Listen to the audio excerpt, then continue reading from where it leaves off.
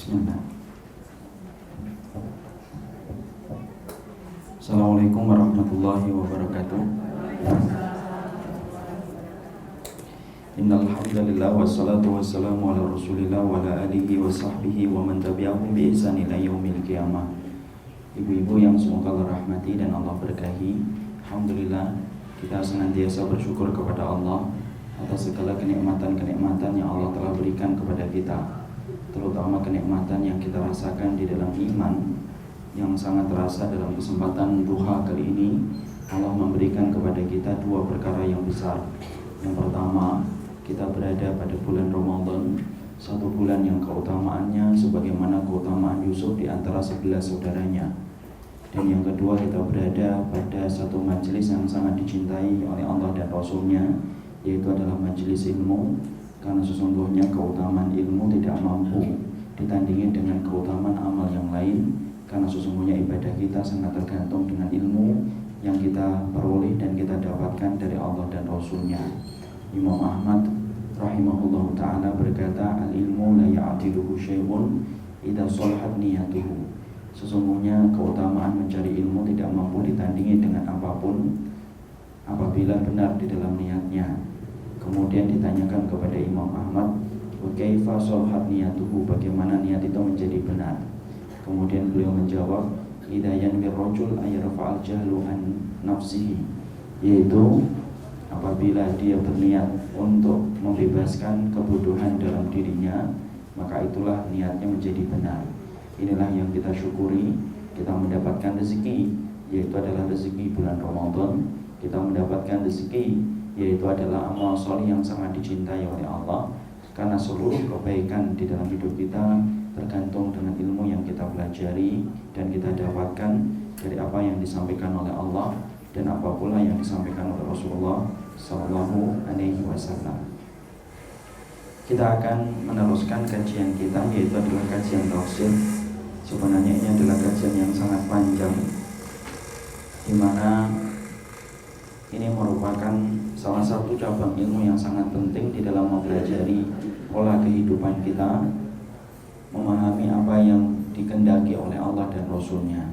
Karena sesungguhnya ilmu, kalau kita sebutkan, maka kata Imam Ibn Rajab yang dinamakan dengan ilmu, maka Allah wa qala Rasul, sesungguhnya yang dimaksudkan dengan ilmu adalah apa yang dikatakan oleh Allah, dan yang dimaksudkan dengan ilmu adalah apa yang dikatakan oleh Rasulullah Sallallahu Alaihi Wasallam.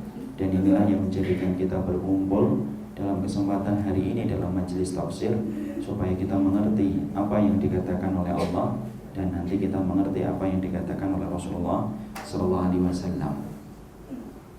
Maka dalam kesempatan kali ini kita akan membuka dan melanjutkan tentang surat Al-Lahab, yaitu adalah surat yang menjadi surat Makkiyah.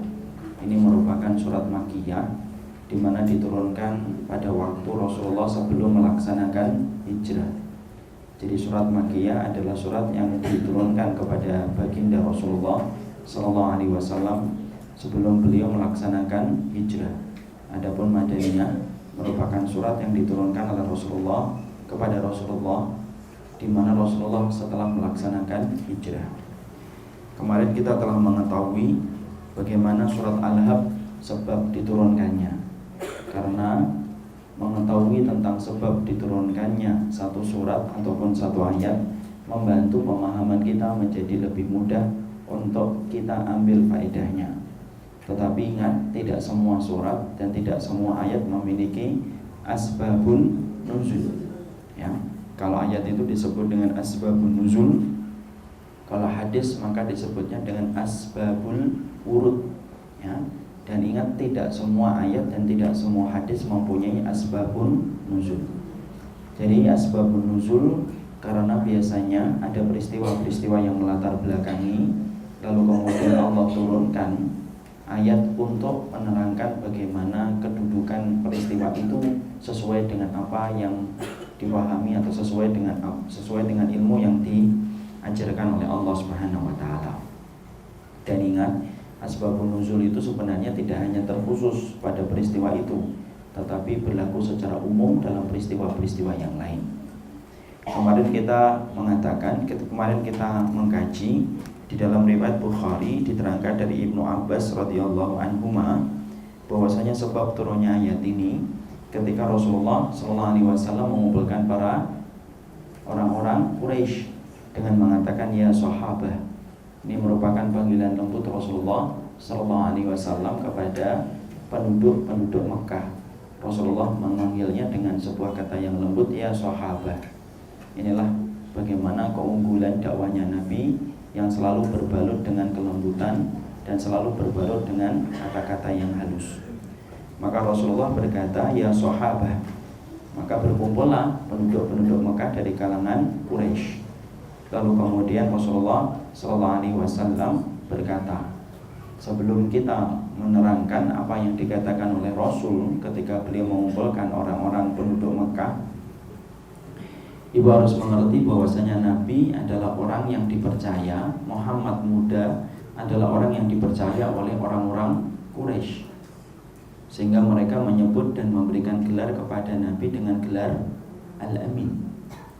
Makanya Rasulullah memulai dulu dengan pertanyaan untuk menegaskan kedudukan beliau di hati para penduduk Mekah. Beliau mengatakan, kalau aku terangkan bahwasanya di belakang kalian ini ada pasukan yang akan menyerang kalian di waktu pagi ataupun di waktu sore, apakah kalian percaya kepada diriku? Perhatikan jawaban penduduk Mekah. Penduduk Mekah berkata, ya, kami percaya kepada dirimu.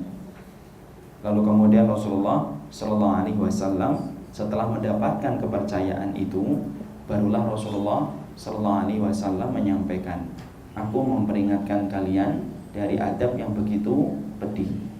Ketika Rasulullah mengucapkan kalimat yang kedua, disitulah penduduk Mekah langsung tidak percaya kepada apa yang disampaikan oleh Rasulullah SAW. Lalu kemudian salah satu di antara penduduk Mekah yang menjadi saudaranya Rasulullah, yaitu adalah Abu Lahab, berkata, alihada jama'tana tabban laka ya Muhammad. Maka di antara penduduk Mekah yang nampak tidak percaya dengan apa yang disampaikan oleh Rasulullah SAW, yang betul-betul konfrontatif adalah Abu Lahab dan mengatakan tabban laka ya Muhammad alihada jama'tana. Celaka sekali wahai Muhammad, apakah karena urusan ini kamu mengumpulkan kami? Maka perkataan inilah yang menjadi dasar Allah menurunkan surat Al-Lahab. Jadi disinilah kita paham bahwasanya kita kemarin dalam pembahasan kita yang pertama, bahwasanya kalau kita hanya menjadi baik, maka insya Allah kita tidak akan dimusuhi oleh orang. Tetapi ketika kita memperingatkan kesalahan, maka kita konsekuensinya dibenci, dijauhi, dan didustakan. Makanya kalau hanya menjadi baik, kedudukannya di hadapan Allah tidak terlalu besar, karena kebaikan itu hanya kembali kepada dirinya sendiri. Tapi kalau memperingatkan orang dari jalan menuju neraka, lalu dia berikan nasihat supaya orang menuju ke jalannya surga, konsekuensinya berat, ujiannya begitu sulit, dan banyak kerikil serta duri yang akan melukai kaki kehidupan ketika kita sudah mengikuti apa yang diretas oleh Rasulullah ketika mendakwahkan dan mengingatkan umat dari kesalahan menuju cahaya kebenaran yang disampaikan oleh Allah.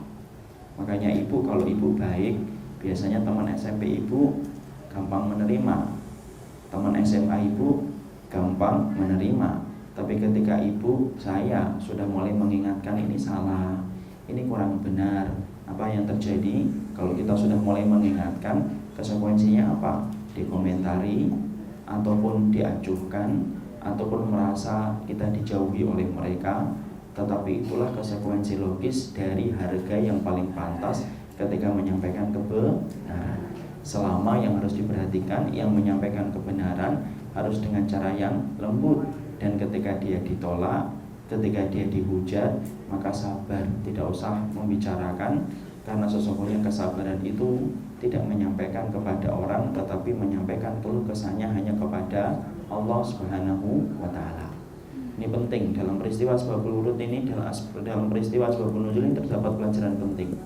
Jadi seketika dalam hitungan beberapa menit berubah dari orang yang asalnya mereka cintai menjadi orang yang otomatis langsung mereka benci dalam hitungan menit, Ibu. Perhatikan, dalam hitungan menit. Makanya inilah yang menjadikan kita mengerti betul orang yang paling sengsara, orang yang ingin mendapatkan hati di antara kalangan manusia. Karena apa? Hati manusia tidak ada yang stabil, di mana ketika mencintai terkadang cepat berubah menjadi membenci, dan terkadang ketika membenci terkadang begitu cepat untuk mencintai. Kenapa? Itulah hati. Makanya di dalam dakwah harus diniatkan semata-mata karena Allah.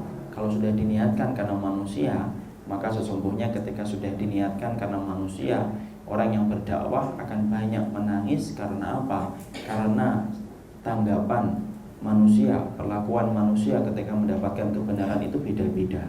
Ada yang gampang menerima, menjemput kebenaran itu, ada yang sulit untuk menerima kebenaran, ada yang langsung memusuhi ketika kebenaran disampaikan kepada dirinya, dan ada yang langsung menghujat ketika kebenaran mengkoreksi kehidupan mereka.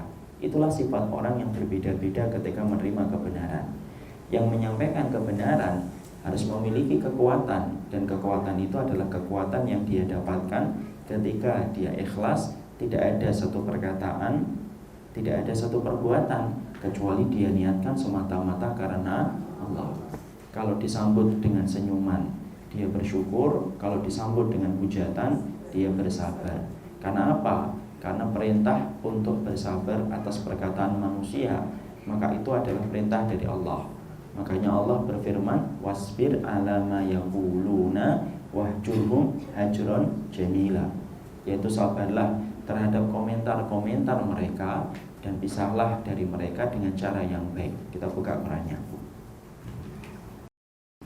Kita buka di dalam surat Al-Muzammil ayat yang ke-10. Al-Muzammil ayat yang ke-10. Dan bersabarlah Muhammad terhadap apa yang mereka katakan, dan benarkanlah mereka dengan cara yang baik. Ya. Allah mengatakan di dalam ayat ini menjadi pegangan buat saya dan pegangan buat ibu. Ketika nanti saya dan ibu mulai mengambil estafet dakwah sesuai dengan kemampuan kita, untuk keluarga kita, untuk keluarga kecil kita, untuk keluarga besar kita, ataupun untuk masyarakat, kolega kita dan sahabat kita SMP ataupun SMA, tolong ibu, ketika kita sebelum berdakwah, ibu renungi ayat yang ke-10 dalam surat Al-Muzammil. Allah berfirman, wasbir ala ma yaquluna wahjurhum hajron jamila. Sabar, kalau memang sudah menyampaikan kebenaran itu harus sabar terhadap perkataan manusia yang mereka mengomentari di dalam kebenaran yang kamu sampaikan. Wahjurhum hajron jamila, dan pisahkanlah kamu dengan mereka dengan cara yang baik, dengan cara yang lembut. Ini menjadikan kita mengerti karena kita belajar dari asbabun nuzul. Ketika surat Al-Ahzab diturunkan, Rasulullah asalnya merupakan pribadi yang sangat dicintai oleh penduduk Mekah, tetapi dalam waktu yang sekejap mata itu kemudian berubah menjadi pribadi yang sangat dibenci oleh penduduk Mekah. Jadi makanya Masya Allah kita juga belajar ghayatun nasi la tudrak. Kalau hidup hanya mencari ridhanya manusia, maka sampai kita mati pun tidak akan pernah kita mendapatkan ridha manusia secara seluruhnya. Berusahalah memberikan akhlak semampu kita, selebihnya maka biarkan. Jangan kemudian ditanggapin setiap orang yang mengomentari ibu ketika menyampaikan kebenaran. Ibu sudah melakukannya dengan cara yang baik, kemudian ibu mengomentari kembali apa yang dikomentari oleh mereka.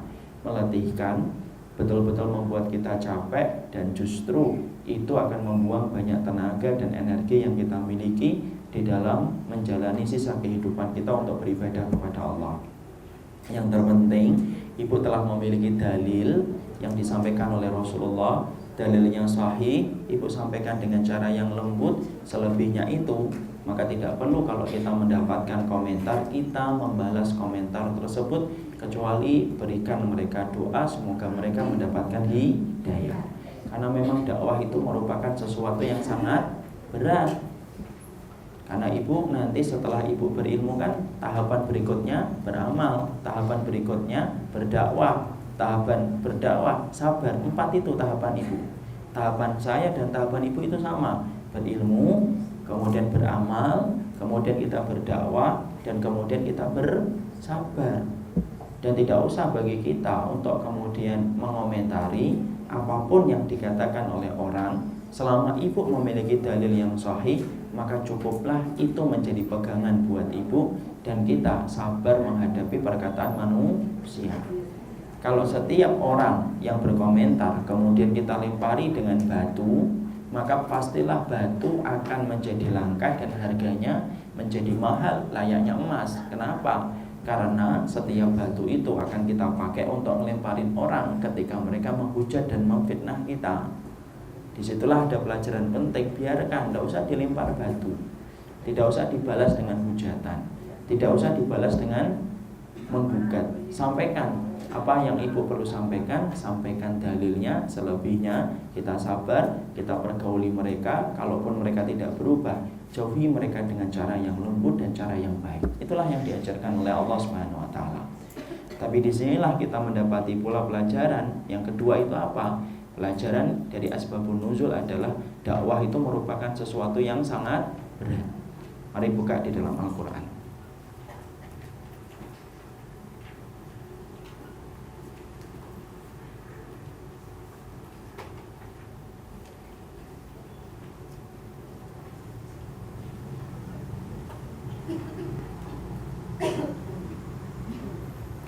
Dibuka dalam surat Al-Muzammil ayat yang kelima. Dinaikkan aja.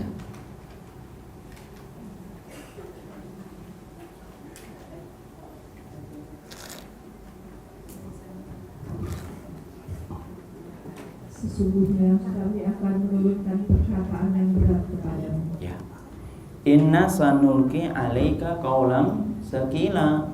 Qaulan sakila ini apa? Yaitu perkataan ketika kita menyuruh dan berdakwah kepada manusia, itu perkataan yang sangat berat.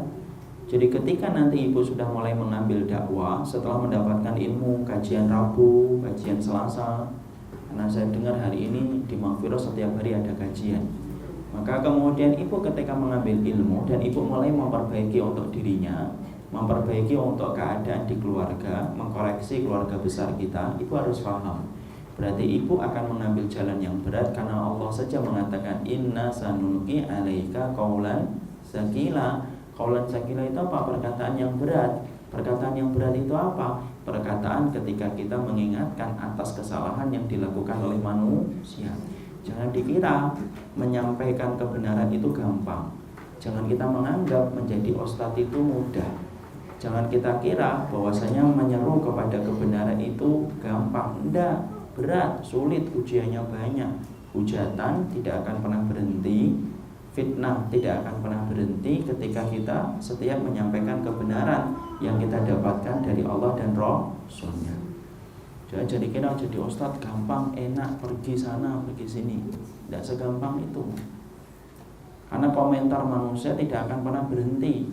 Kalau yang kemudian cocok, maka kemudian alhamdulillah. Kalau kemudiannya tidak cocok pun banyak. Dan terkadang mereka menghujat, mereka memfitnah. Belum lagi dengan kekurangan seseorang ketika menyampaikan kebenaran, mereka juga punya sisi kekurangan. Kenapa? Mereka tetap manusia biasa. Kita bukan malaikat. Sebagaimana ibu ketika nanti menyampaikan kebenaran, tiba-tiba ada yang berkata, alah hidupmu juga belum benar. Katakan, memang. Dan untuk menyampaikan kebenaran itu tidak perlu menjadi malaikat dulu baru menyampaikan kebenaran. Sembari kita menyampaikan kebenaran, sembari kemudian kita memperbaiki kekurangan-kekurangan yang kita miliki dengan apa yang kita sampaikan. Nah, disinilah kita memahami tentang asbabun nuzul. Banyak pelajaran-pelajaran yang berat, banyak pelajaran yang besar. Pelajaran ketiga yang kita dapatkan adalah musuh dakwah itu senantiasa ada. Ya. Jadi musuh dakwah itu senantiasa ada. Dalam setiap jenjang perjalanan kita menyampaikan kebenaran itu selalu ada musuh. Jadi kalau kita menyampaikan kebenaran, dalam peristiwa asbabun nuzul Allah terangkan yang ketiga pelajaran pentingnya adalah kalau kita menyampaikan kebenaran, Allah itu akan siapkan musuh. Kenapa Allah siapkan musuh? Allah ingin menguji cinta orang yang berdakwah kepada menyampaikan kebenaran. Apakah mereka itu betul-betul cinta sama Allah ataukah tidak? Ketika Allah menyiapkan ujian, ibu ketika menyiapkan kebenaran tiba-tiba mendapati yang asalnya suaminya mungkin moga-moga tidak terjadi, suaminya kemudian menjadi musuh, atau mungkin istri kita menjadi musuh, atau mungkin kita mendapati anak menjadi musuh, ataupun keluarga kita tidak menjadi musuh tapi keluarga besar kita menjadi musuh, ataupun keluarga besar kita tidak menjadi musuh tetapi masyarakat kita menjadi musuh. Tapi yang jelas kebenaran itu selalu konfrontatif dengan kebatilan, dan sesungguhnya kebenaran itu tidak dibiarkan mulus dan gampang oleh Allah, karena Allah ingin menguji orang yang berdakwah, karena orang yang berdakwah itu betul-betul dicintai oleh Allah. Konsep cintanya Allah itu beda dengan konsep cintanya makhluk. Kalau konsep cintanya Allah, kalau konsep cintanya makhluk, maka semakin dia cinta, semakin dia ingin menyenangkan pasangannya. Coba kalau laki-laki baru menikah, ketika lagi senang-senangnya, atau sebaliknya, kemudian istrinya mau jatuh atau suaminya mau jatuh, baru sehari menikah, hati-hati dek, di depan ada kerikil. Jadi kenapa? Karena kemudian cinta kan memberikan fasilitas, butuhnya apa, kamu pengennya apa, pakaian apa. Itu konsep cintanya makhluk. Tapi konsep cintanya Khalik itu beda. Allah itu kalau jatuh cinta umum, perhatikan konsep cintanya Allah beda dengan konsep cintanya makhluk. Rasulullah mengatakan innallaha idza ahabba qauman ibtalahum. Allah itu kalau cinta, cinta. Kalau kata orang Jawa cinta. Kalau Allah itu cinta, tahu banget ya cinta ya. Kalau Allah itu ahabba, cinta, maka kemudian Allah itu menguji kaum itu. Kalau dia ridha, fa in radhiya falahu ridha wa in sakhita falahu sakhat. Kalau kemudian dia ridha dengan konsep cinta, ujian yang Allah berikan, maka Allah akan lebih besar cintanya. Tetapi kalau dia itu murka terhadap konsep cinta yang Allah berikan dengan ujian, maka Allah pun jauh lebih murka. Tapi itulah konsekuensi yang pasti kita dapatkan. Setiap dakwah pasti punya pelakon-pelakon kebenaran dan pelakon-pelakon musuhnya. Mari kita buka surat Al-An'am untuk gambarkan tentang faedah yang ketiga. Kenapa Nabi berhadapan dengan Abu Lahab?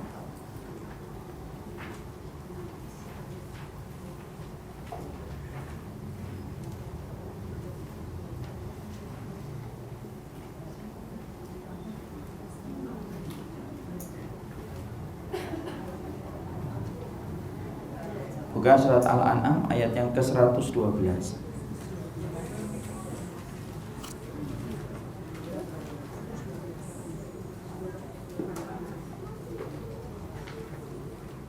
Dan demikianlah untuk setiap nabi kami menjadikan musuh yang terdiri dari setan-setan manusia dan jin. Sebagian mereka membisikkan kepada sebagian yang lain perkataan yang indah sebagai tipuan. Dan kalau rohmu mengetahui dan kalau rohmu menghendaki, niscaya mereka tidak akan melakukannya. Mereka biarkan mereka bersama apa kebohongan yang mereka ada-adakan.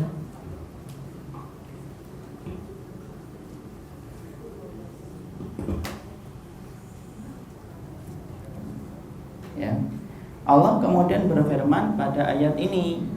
Allah mengatakan wa kadzalika likulli nabiyyin wa kadzalika ja'alna likulli nabiyyin aduwan syayatinal insi wal jinni. Dan kami ciptakan bagi setiap para nabi, kami persiapkan musuh dari kalangan setan manusia dan kalangan setan dari kalangan jin. Berarti musuh itu Allah ciptakan, dan Allah menciptakan bagi orang yang beriman musuh mereka itu lebih banyak daripada orang yang tidak beriman. Karena ini konsekuensi logis, Ibu.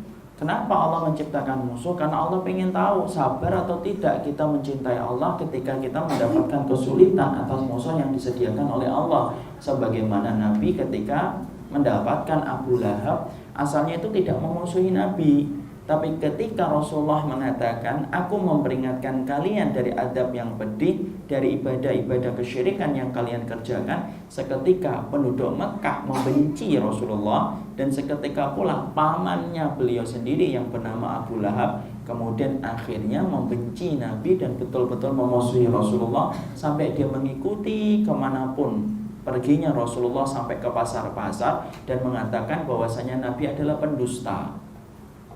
Kenapa sih kok kemudian Abu Lahab sampai sebegitu bencinya? Karena memusuhi kebenaran itu, karena kebenaran itu sesuatu yang paling besar alasan orang itu mencintai orang yang di atas kebenaran. Tidaklah orang kafir dan tidaklah orang musyrik membenci ibu bukan karena pakaian ibu, enggak. Orang kafir membenci kita itu bukan karena kita murah senyum, enggak. Tapi orang kafir itu membenci kita, tidaklah mereka membenci kita sebagaimana mereka membenci setiap orang yang beriman sebelum Rasulullah, disebabkan karena mereka beriman kepada Allah. Ketika mereka membenci, ada yang betul-betul membenci dengan perbuatan mereka dan perkataan mereka untuk betul-betul menghalangi manusia dari jalan Allah. Ya, makanya orang-orang kafir ketika menghadapi dakwah kan macam-macam. Ada yang menertawakan, ada yang menghujat, ada yang memusuhi, ada yang betul-betul memerangi. Ada nggak yang menertawakan orang-orang yang beriman itu? Ada. Jadi ketika ibu nanti menyampaikan kebenaran, saya menyampaikan kebenaran, ada orang yang menertawakan sambil berkata, ini loh orang yang baru ngaji kemarin sore. Ada nggak nanti yang kayak gitu? Ada. Ketika kita pengen merubah kehidupan kita, kemudian kita mendapatkan olok-olokan dan mereka tertawa. Buka surat Al-Mutaffifin.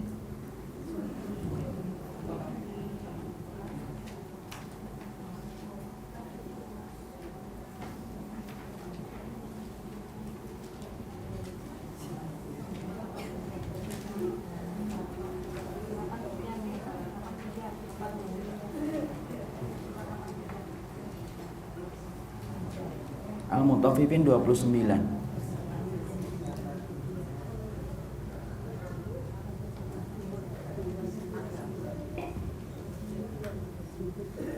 Sesungguhnya orang-orang yang berdosa adalah mereka yang dahulu menertawakan orang-orang yang beriman. Teruskan. Dan apabila mereka orang-orang yang beriman melimpas di hadapan mereka, mereka saling mengedip-ngedipkan matanya. Teruskan.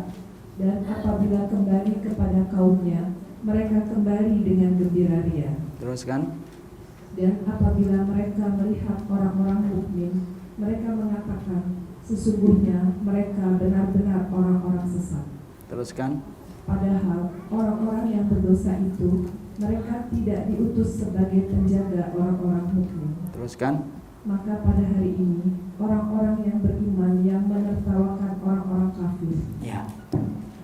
Ini paling ringan itu diketawakan, Ibu.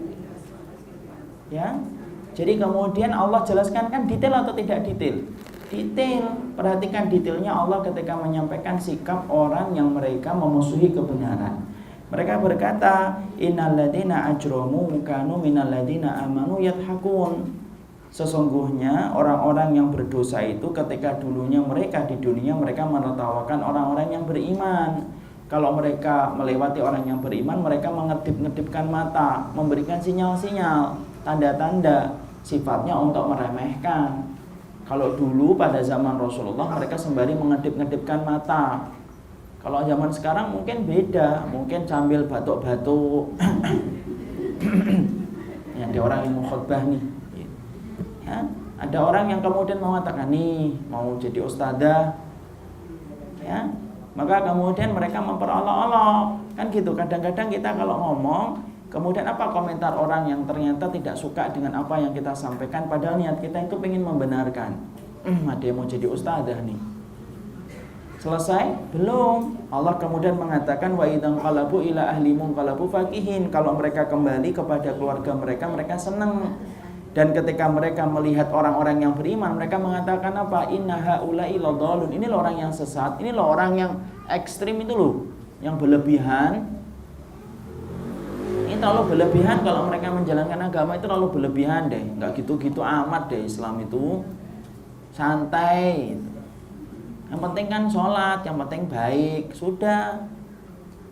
Kemudian selesai enggak. Kemudian Allah terangkan wa ma ursilu alaihim hafidin. Allah padahal tidak pernah mengutus orang-orang itu yang membenci kebenaran untuk menjadi penjaga orang yang beriman. Nanti Allah balas fal yawmal ladzina amanu minal kuffari yadhakun, kelak pada waktu di akhirat giliran orang-orang yang beriman itu ketawa di atas surga ketika melihat penduduk neraka. Mereka disiksa oleh Allah ketika dulunya mereka membenci kebenaran dan ketika mereka memusuhi orang yang beriman. Jadi memusuhi orang yang beriman itu tidak mudah, tidak perkara kecil, dan itu akan menjadi sebab mereka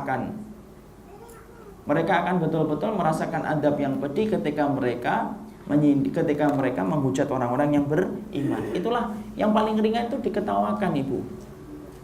Ya. Karena apa? Konsekuensi itu logis pasti kita dapatkan, apapun itu. Karena apa? Tadi yang kita sampaikan, qaulan saqilah, dakwah itu perkataan yang berat. Makanya Masya Allah, Ibu kalau belum menyampaikan, baru ngaji tok, mungkin tidak ada yang banyak protes sama Ibu. Tapi ketika Ibu nanti sudah mulai menyampaikan di grup misalkan, ini kelihatannya salah deh, boleh nggak saya membenarkan? Misalkan sudah dengan cara yang baik, Ibu juga jangan kemudian jangan kasar. Kalau menyampaikan ilmu jangan sombong. Ya dilakukan dengan akhlak yang baik.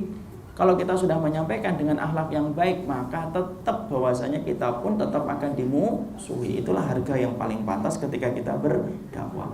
Karena inilah yang kita dapatkan dalam peristiwa ketika Abu Lahab dalam waktu sekejap saja, yang asalnya itu mencintai keponakannya Muhammad, menjadi orang yang membenci Rasulullah sallallahu alaihi wasallam.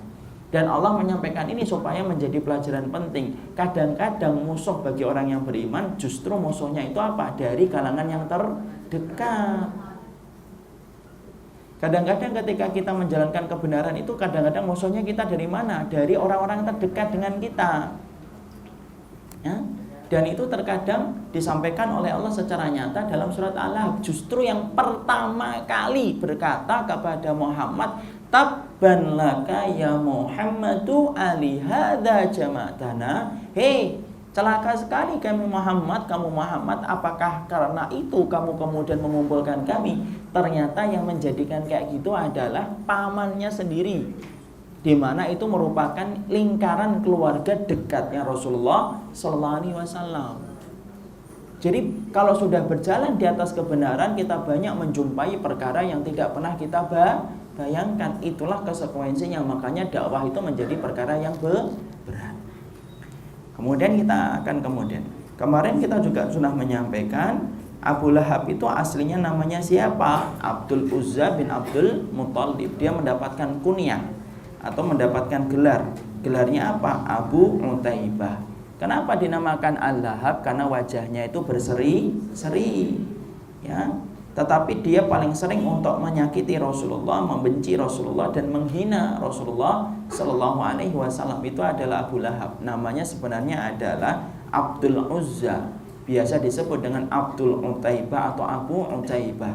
Disebut dengan Abu Lahab. Kenapa disebut dengan Abu Lahab? Karena wajahnya berseri-seri, tetapi termasuk paman yang paling banyak menyakiti Rasulullah Sallallahu Alaihi Wasallam. Bagaimana fisiknya dan wajahnya Abu Lahab itu? Ayo kita bayangkan dikit. Abu Utaibah itu kemudian wajahnya berseri-seri. Matanya apa? Normal atau tidak normal? Matanya normal. A normal, B juling, C kira juling. Matanya juling. Rambutnya gimana? Dikepang menjadi dua. Yang bisa jawab berarti sudah baca. Yang nggak bisa jawab berarti tidak baca bukunya. Jadi kemudian dia berseri-seri, matanya juling, kemudian dia dikepang dua. Itulah kemudian Abu Lahab. Jadi rambutnya panjang dia itu. Ya, nggak usah bayangkan terlalu lama ya. Nanti sampai rumah gitu di tempat tidur, suaminya nanya, ngapain mah? Bayangin Abu Lahab. Nggak usah, cukup kita pelajarin di sini aja. Tapi disinilah kita mendapati bahwasanya Abu Lahab itu adalah kemudian disebut dengan Abu Utaibah. Dia diberikan kunyah dengan nama Abu Utaibah. Dinamakan Abu Lahab karena berseri-seri tetapi matanya juling, dan kemudian rambutnya dikuncir menjadi dua. Kuncir itu bukan kayak kuncir kita anak-anak kecil, enggak ya. Kuncir itu di belakang karena rambutnya panjang. Ya. Maka kemudian di sini dikatakan yang pertama, Allah kemudian berfirman kepada Abu Lahab ketika Abu Lahab mengatakan tabban laka ya Muhammad alihada jama'tana. Allah langsung turunkan tabbat yada abi lahabi wa tab. Tabbat yada abi lahabi wa tab, binasakanlah kedua tangannya Abu Lahab. Ini menunjukkan kepada kita, ini di dalam satu ayat ini ada dua. Satu, doa kepada Abu Lahab. Dua, penetapan kebinasaan bagi Abu Lahab. Ya, di satu ayat, yaitu adalah ayat yang pertama, tabbat yada abi lahabi wa tab. Tabbat yada abi lahab itu menunjukkan doa, bahwasanya binasakanlah kedua tangannya Abu Lahab. Watab itu dan kemudian dia binasa, berarti penetapan. Berarti Abu Lahab, boleh nggak kita mengatakan bahwasanya dia penduduk neraka? Boleh. Kenapa? Sudah diterangkan secara jelas oleh Allah di dalam Al-Quran. Boleh nggak kita menetapkan seseorang itu masuk surga, seseorang masuk neraka? Itu ada perinciannya. Kalau memang sudah datang dalil yang jelas, maka boleh kita menetapkan seseorang itu masuk surga. Contoh, boleh nggak kita mengatakan Abu Bakar itu masuk surga? Boleh. Kenapa? Sudah ditetapkan di dalam hadis-hadis yang sahih. Boleh nggak kita menetapkan bahwasanya Umar bin Khattab adalah penduduk surga? Boleh. Kenapa? Sudah ditetapkan dengan dalil-dalil yang sahih. Yang tidak boleh itu adalah menetapkan seseorang masuk ke dalam surga tetapi tidak memiliki dalil atas perkataan itu. Wah, ini penduduk surga lewat nih. Tidak boleh. Atau kemudian orang kita sebut dengan kata asyahid langsung, itu pun tidak boleh. Kenapa? Kalau kita sudah menetapkan kata asyahid, berarti kita sudah menetapkan surga untuknya. Karena tidak ada tempat kembali bagi orang yang mati syahid kecuali adalah surga. Dan boleh nggak menetapkan langsung, secara langsung, instan bahwasanya dia telah menjadi syahid? Tidak boleh. Yang kita lakukan hanyalah semoga dia syahid. Ya. Jadi kemudian disinilah kita menetapkan, tidak boleh menetapkan surga yaitu dengan dalil, kecuali dengan dalil. Jadi kalau menetapkan fulan penduduk surga itu harus dengan dalil. Dan kemudian kita sepakat di antara sahabatnya Nabi ada berapa yang menjadi sahabat-sahabat yang telah dijamin dengan surga? Ada 10 orang. Siapa nama-namanya? Saya tidak akan tanya karena saya tahu jawabannya pasti tidak bisa diberikan. Nanti kapan-kapan kita bahas. Ya, tapi kemudian di situ kita tidak boleh memberikan yaitu status surga kepada orang yang tidak diterangkan di dalam dalil.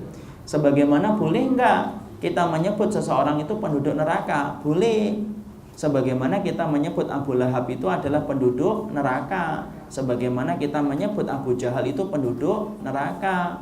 Sebagaimana kita menyebut Walid bin Mughirah itu penduduk neraka. Boleh? Boleh. Kenapa? Karena sesungguhnya telah datang dalil-dalil yang sahih yang mengabarkan bahwasanya mereka itu penduduk neraka. Sekarang di sini kita melihat bahwasanya doa yang pertama tabbat yada abi lahab. Boleh nggak kita mendoakan orang kafir dengan kebinasaan? Boleh. Ketika mereka betul-betul menzalimi dan memerangi Allah dan Rasul-Nya. Sebagaimana ayat ini memberikan dalil bahwasannya mengabarkan tentang doa yang ditujukan kepada Abu Lahab supaya binasa apa yang dilakukan supaya binasa tangannya Abu Lahab, itu boleh. Jadi mendoakan orang kafir itu boleh dengan keburukan, sebagaimana boleh bagi kita mendoakan orang kafir supaya mendapatkan hidayah. Boleh nggak kita mendoakan mereka untuk mendapatkan hidayah? Boleh, sebagaimana Rasulullah mendoakan Umar bin Khattab untuk masuk ke dalam Islam, dan akhirnya Allah memilih Umar bin Khattab masuk ke dalam Islam.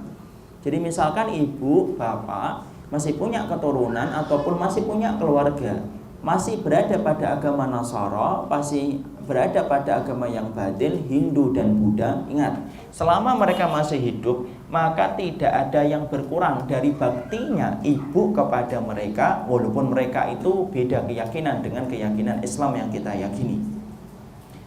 Dan boleh bagi kita mendoakan selama mereka masih hidup, maka sesungguhnya boleh kita mendoakan, terus mendoakan setiap sujud, setiap waktu yang mustajab, terus mendoakan terus. Kenapa? Karena sesungguhnya doa itu merubah yang mustahil menjadi mustajab. Terus mendoakan, jangan kemudian anti untuk mendoakan. Kenapa? Sesungguhnya merubah yang mustahil menjadi mustajab, itulah doa. Ya. Maka kemudian kita boleh mendoakan mereka dengan kebaikan. Tapi boleh nggak bagi kita untuk kemudian mendoakan kebinasaan untuk mereka? Boleh. Salah satu di antara nabi yang meminta kebinasaan bagi kaumnya setelah tidak kunjung beriman itu siapa? Nabi Nuh. Mari kita buka di dalam Al-Quran.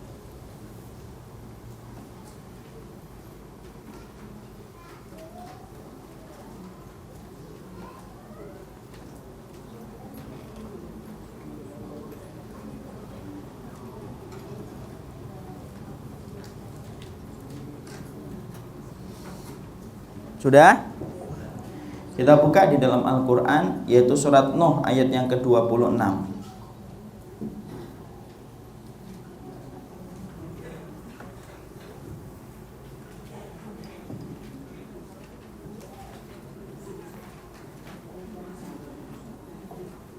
Dan Nuh berkata, "Ya Rabbku, janganlah engkau biarkan seorang pun di antara orang-orang kafir itu tinggal di atas bumi." Ya.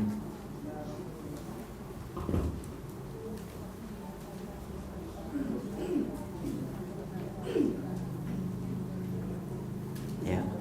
Allah mengatakan di dalam ayat ini, yaitu adalah Nabi Nuh berkata, apa perkataan Nabi Nuh?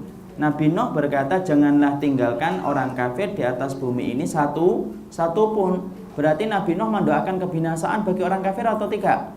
Ya, boleh. Jadi bagi kita untuk mendoakan kebinasaan bagi orang-orang kafir ketika mereka betul-betul memusuhi Allah dan Rasulnya, maka itu diperbolehkan di dalam agama, diperbolehkan di dalam syariat. Sebagaimana Nabi Nuh mempergunakan doanya supaya doanya itu untuk berlaku kepada orang kafir dan tidak ada satupun orang kafir yang tinggal di atas muka bumi.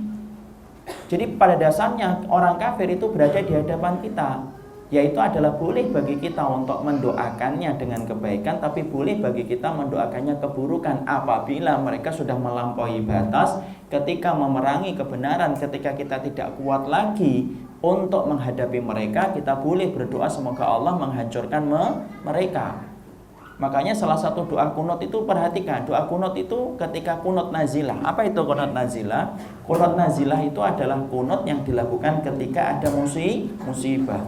Allah di dalam kunut nazilah salah satu doanya adalah Allahumma ahlikil kafarata wal musyrikina a'da'aka a'da'addin. Allahumma mazzik jam'ahum wa zalzil aqdamahum wa alqi fi buyutihim nara. Tahu artinya? Tidak, insyaallah. Allahumma ahlikil kafarata wal musyrikin. Ya Allah, hancurkanlah orang kafir dan orang musyrik. A'da'aka a'da'addin. Musuhmu, musuhnya agama. Kocar-kacirkanlah mereka. Lalu kemudian hancurkanlah mereka dan masukkanlah ke dalam rumah-rumah mereka itu api-api untuk membakar mereka. Jadi di sini kemudian boleh sebagaimana Rasulullah mendoakan kepada pasukan-pasukan musyrikun ketika mengepung kota Madinah dalam perang Ahzab. Perang Ahzab itu perang koalisi gede-gedean di mana Nabi dikepung dari seluruh penjuru ke arah kota Madinah dan Rasulullah mendoakan semoga Allah itu tidak menyisakan dan menghancurkan pasukannya orang-orang musyrikun. Jadi disinilah kita belajar, berarti dari ayat ini kita belajar, kita berhadapan dengan orang kafir, maka lihat kalau kita mampu memberikan hidayah dengan doa, minta kalau mereka tidak memusuhi betul-betul Allah dan Rasulnya dan orang yang beriman. Ada nggak orang kafir yang mereka tidak memusuhi Allah dan Rasulnya? Ada, walaupun mereka berada dalam keyakinan batil mereka, tapi mereka tidak memusuhi orang yang beriman. Orang-orang semacam ini layak mendapatkan doa dan layak mendapatkan hidayah, layak pula mendapatkan hadiah dari kita, dan boleh bagi kita memberikan kurban kepada mereka. Untuk apa? Menarik hati mereka supaya mereka masuk kepada agama Islam. Jangan malah dimusuhi. Orang kafir nih, nggak boleh gitu. Kenapa? Mereka layak mendapatkan hidayah. Kita harus punya semangat untuk memasukkan sebanyak-banyaknya orang ke dalam Islam. Sebagaimana syaitan itu punya semangat yang besar untuk memasukkan orang ke dalam neraka. Jadi boleh, orang yang semacam itu tuh boleh kita doakan. Tetapi apabila mereka sudah melampaui batas, sudah memerangi, memerangi, mengalirkan darah, menghancurkan kehormatan para wanita-wanita, lalu mereka tidak kunjung berubah, kita doakan semoga Allah menghancurkan mereka betul-betul dengan kehancuran sebagaimana doanya Nabi Nuh. Kalau Rasulullah adalah orang yang paling sabar. Rasulullah itu ketika awal-awal ketika beliau berdakwah, beliau pernah ditentang keras di penduduk Taif. Sampai kemudian ketika itu Rasulullah itu betul-betul dilempari dengan batu, sampai malaikat itu menawarkan kepada Nabi. Apa yang ditawarkan oleh malaikat kepada Nabi? Apakah mau aku kemudian seksa mereka? Lalu kemudian Rasulullah mengatakan enggak. Ya, Rasulullah kemudian mengatakan moga-moga di antara mereka ada yang mendapatkan kebenaran iman mereka. Ini menunjukkan bahwasanya mendoakan pun diperbolehkan. Ya, jadi kita doakan orang-orang kafir apabila mereka hari ini tidak memerangi Allah dan Rasulnya, kita doakan. Kita mendoakan paman kita yang masih Nasara, kita mendoakan bibi kita yang masih Hindu, kita mendoakan tetangga kita yang dalam keadaan Buddha. Boleh, dan itu kemudian kita boleh pergunakan supaya mereka mendapatkan hidayah iman. Ya. Jadi disitulah kita menandatkan ayat yang pertama, tabbat yada abi Lahab. Jadi binasa kedua tangannya Abu Lahab. Kenapa sih kok dikhususkan tangan? Disebutkan kata tangan bukan berarti nanti bahwasanya Abu Lahab itu bahwasanya yang diseksa itu tangannya doang. Oh berarti nanti badannya Abu Lahab tidak apa-apa, karena Allah mengatakan tabbat yada abi Lahab. Bukan, walaupun disebutkan kata tangan, tapi tangan itu artinya adalah separuh dari badan, tetapi menunjuk kepada arti keseluruhan tubuh. Kayak gini, saya tidak melihat batang hidungnya. Apakah yang datang cuma hidung doang? Kan enggak, kan gitu. Jadi Allah mengatakan tangan, ini mungkin ada yang ngomong kok tangan doang ya di sini ya. Berarti wajahnya Abu Lahab enggak binasa dong? Enggak. Ya sebagaimana yang dalam bahasa kita ya tadi itu, kita sering mengatakan batang hidungnya enggak kelihatan ini. Ya, Ustadz telat itu batang hidungnya Ustadz mana? Yang datang Ustadz kan bukan batang hidungnya doang, tapi kemudian menunjukkan keseluruhan. Dzikrul ba'at yuradu miha al-kul namanya. Paham? Tidak paham. Dzikrul ba'at itu artinya adalah disebutkan separuh. Dzikrul ba'at itu disebutkan separuh, yuradu minha al-kul. Tetapi walaupun cuma disebutkan separuh, tetapi hakikatnya menunjukkan keseluruhan. Ya, jadi menunjukkan keseluruhan. Ya, jadi inilah yang menjadikan kita memahami kenapa disebut dengan yada. Tapi kenapa Allah kok menyebutkan yada? Karena Abu Lahab ketika pertama kali mendapati Rasulullah menyampaikan kalimat kebenaran, perhatikan, Rasulullah ternyata mengibas-ngibas tangannya. Abu Lahab itu mengibaskan tangannya, tabban laka. Jadi sambil begitu. Orang kalau ngomong kan celaka sekali sama celaka sekali, beda atau tidak? Beda. Jadi ngomong tabban laka ya Muhammad alihada jama'tana. Biasa atau tidak biasa? Biasa. Tapi kalau mengatakan tabban laka ya Muhammad alihada jama'tana, beda atau tidak? Beda.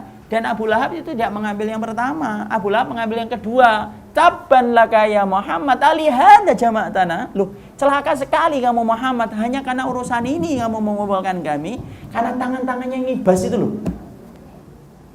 Makanya Allah kemudian katakan tabbat yada abi lahabi wa tab. Ya. Paham ya? Insyaallah. Maka kemudian Allah terangkan watab. Watab itu artinya dan kemudian binasa. Jadi menunjukkan bahwasannya watab itu artinya kebinasaan. Allah betul-betul menimpakan kebinasaan. Betul-betul akhirnya Abu Lahab itu betul-betul binasa. Jadi ayat yang pertama menerangkan bagaimana Allah itu memberikan kebinasaan kepada Abu Lahab. Masya Allah ya. Berarti tidak ada kenikmatan sedikit pun bagi Abu Lahab. Allah lalu terangkan apa yang terjadi setelah Abu Lahab semacam itu. Setelah Abu Lahab mempergunakan semua waktunya, semua hidupnya untuk memusuhi Nabi dan memusuhi para sahabat, Allah lalu terangkan ma aghna anhu wa ma kasab. Maka tidak ada lagi yang berguna baginya harta dan apa yang dia usahakan. Para ulama lalu mengatakan bahwasanya apa yang dia usahakan diriwayatkan dari Aisyah, dari Mujahid, Atha dan kemudian Al-Hasan dan Ibnu Sirin, mereka mengatakan apa yang diusahakan itu adalah anak-anaknya Abu Lahab. Ya. Jadi pada dasarnya sesungguhnya ketika maka sesungguhnya apa yang kemudian diusahakan oleh Abu Lahab setelah dia memusuhi Nabi dan memusuhi Allah dan Rasulnya, maka Allah mengatakan ma aghna anhu maluhu wa ma kasab. Maka tidak akan pernah bermanfaat harta bendanya Abu Lahab dan tidak akan pernah bermanfaat anak-anaknya Abu Lahab. Kenapa? Karena ternyata dalam satu riwayat disebutkan dari Abdullah bin Mas'ud bahwasanya Rasulullah ketika menyeru kaumnya untuk beriman lalu meninggalkan ibadah kesyirikan, dan orang yang syirik dikatakan oleh Nabi akan kekal di dalam neraka. Perhatikan jawaban dari Abu Lahab. Abu Lahab mengatakan, sesungguhnya kalau keponakanku ini benar bahwasanya kami ini nanti akan disiksa gara-gara kami menyembah kepada patung Lata, Uzza, Hubal, Manat, Salisah dan lainnya, nanti aku akan tebus diriku dengan harta-harta yang aku punya, dan aku akan tebus diriku dari adab Allah itu dengan keturunanku. Makanya Allah selalu terangkan ma aghna anhu maluhu wa ma kasab. Emang kamu bisa nebus dengan itu? Tidak bisa. Dan kita ingat loh ibu, apa yang dikatakan oleh Abu Lahab ini juga diceritakan oleh Allah. Orang kafir itu kelak pada waktu hari kiamat mereka akan menebus dirinya supaya tidak masuk ke dalam neraka. Dengan apa? Dengan keluarga-keluarga dekat mereka. Mana ayatnya? Buka surat Al-Ma'arij.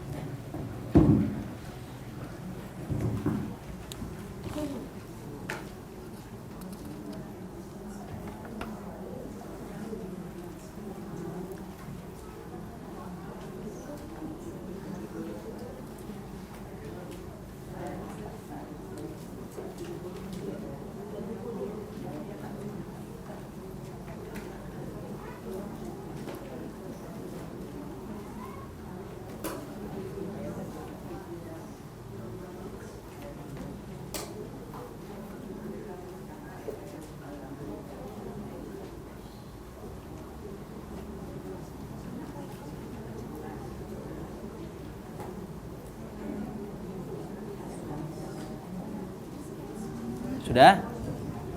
Sudah? Ya. Al-Ma'arij ayat yang ke-11, 12, 13, 14. Allah berfirman di dalam ayat ini, yawadul mujrimu la yaftadi min adabi yawma idzin bi banihi wa sahibatihi wa akhihi wa fasilatihi allati tu'wi wa man fil ardi jami'an summa yunji. Ketemu gak sih ayatnya? Ketemu. Jangan diem. Jadi saya ragu. Allah berfirman di dalam ayat ini, yaitu adalah orang-orang pendosa dari kalangan orang-orang kafir, mereka akan berkata dan mereka akan menebus diri mereka dengan siapa? Dengan anak-anaknya, dengan saudara-saudaranya, dengan keluarga-keluarga besarnya yang dulu melindungi mereka, dan teman-teman kolega mereka yang dulu mereka kenal dalam kehidupan di dunia. Sumayunji, untuk apa sih? Supaya mereka selamat dari adab neraka. Disinilah kita mengerti betul, Masya Allah, bahwasanya ternyata orang-orang kafir mereka itu saking mereka takutnya menghadapi neraka, dan neraka itu nyata dalam pelupuk mata mereka, saking takutnya mereka kepada adab neraka sampai menjadikan mereka kemudian berkata, ini loh anakku, ini loh bapakku, ini keturunanku, ini keluarga besarku, ini kolegaku. Ya Allah, masukkan mereka semuanya ke dalam neraka kecuali satu, saya jangan. Ya, jadi apa yang dikatakan oleh apa yang dikatakan oleh Abu Lahab? Coba buka bukunya 315. Ya. Sudah ketemu 315? Di situ disebutkan dalam riwayat Ibnu Mas'ud, Rasulullah menyeru kaumnya agar beriman kepada Allah, maka Abu Lahab berkata, kalau keponakanku itu benar, maka pasti aku akan kemudian menebus diriku pada hari kiamat dari adab yang pedih dengan hartaku dan anakku. Padahal Allah mengatakan, bermanfaat gak itu? Tidak bermanfaat. Kenapa sih orang itu sampai tidak ingin ketemu dengan bapaknya, tidak ingin ketemu dengan anaknya? Padahal ketemu dengan anak dan bapak dan keluarga itu kan merupakan kenikmatan yang besar. Orang rela kok mudik itu macet sampai 16 jam aja dilewatin kok. Ya, tak lagi nih yang mudik-mudik ini. Ya, kenapa? Karena ketemu dengan keluarga itu menyenangkan, ya atau tidak? Tapi kenapa kok sampai orang kafir tidak ingin ketemu dengan anaknya, bahkan berani menggadekan anaknya? Karena urusan akhirat neraka itu lebih menyita perhatiannya, saking urusan itu betul-betul menakutkan mereka. Mereka itu tidak punya hasrat lagi ketemu dengan anaknya, tidak punya hasrat lagi ketemu dengan ibunya, tidak punya hasrat lagi ketemu dengan siapapun. Kenapa? Satu, supaya mereka selamat. Jadi ucapan Abu Lahab dimentahkan oleh Allah ketika Allah mengatakan ma aghna anhu maluhu wa ma kasab. Dan Allah mengatakan di ayat ini, yawaddul mujrimu la yaftadi min adabi yauma idzin bi banihi wa sahibatihi wa akhihi wa fasilatihi allati tuwi wa man fil ardi jami'an tsumma yunji. Jadi orang kafir ada enggak pertemuan bagi mereka nanti di akhirat? Tidak ada lagi pertemuan untuk mereka. Walaupun mereka dalam kehidupan dunia harmonis, romantis, bertabur dengan puisi dan prosa-prosa yang indah dan menawan. Bahkan makannya kemudian dengan candlelight. Hah? Tahu candlelight enggak sih? Hai. Candlelight itu bahasa Inggris, ibu-ibu. Itu namanya lilin. Jadi ternyata Masya Allah walaupun kayak gitu, tapi kalau masih kafir ya kafir, gak akan ketemu lagi, gak akan. Romeo ketemu sama Juliet, belum emang kamu kira di Kuningan apa? Gak akan ketemu. Kenapa? Karena apa yang dikatakan oleh Abu Lahab tadi sudah dibantahkan oleh Allah. Hartamu dan anakmu kalau kamu kafir itu gak akan lagi bermanfaat untuk kamu ketika kamu mati. Makanya Allah kemudian terangkan ma aghna anhu maluhu wa ma kasab. Sayasla naron data lahab. Apa itu sayasla naron data lahab? Wa imra'atuhu hammalatal hatab fi jidha hablum min masad. Apa itu semuanya? Insyaallah kita kaji dalam pertemuan kita berikutnya.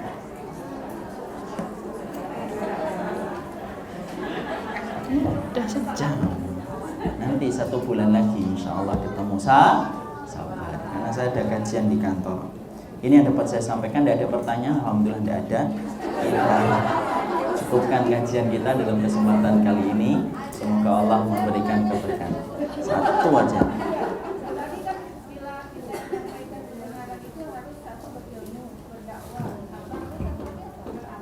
Enggak, konsekuensi kita, ibu, tugasnya kita itu 4. Berilmu, beramal, berdakwah, sabar. Jadi nanti kan ibu sekarang kan berilmu nih, belajar kan, nanti beramal, setelah beramal mendakwahkan, setelah mendakwahkan sabar. Barakallahu fikum. 1 pertanyaan mewakili 10 pertanyaan yang lain kan. Ini yang dapat kita sampaikan. Semoga Allah memberkahi. Barakallahu fikum. Subhanakallahumma wa bihamdika asyhadu an la ilaha illa anta astaghfiruka wa atubu ilaika.